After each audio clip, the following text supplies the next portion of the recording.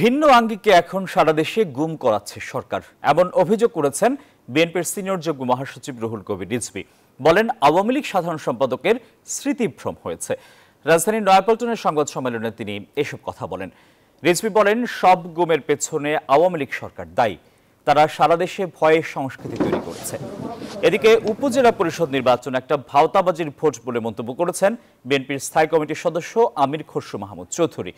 জাতীয় প্রেস ক্লাবে জেএসডি আয়োজিত আলোচনা সভায় একথা বলেন তিনি।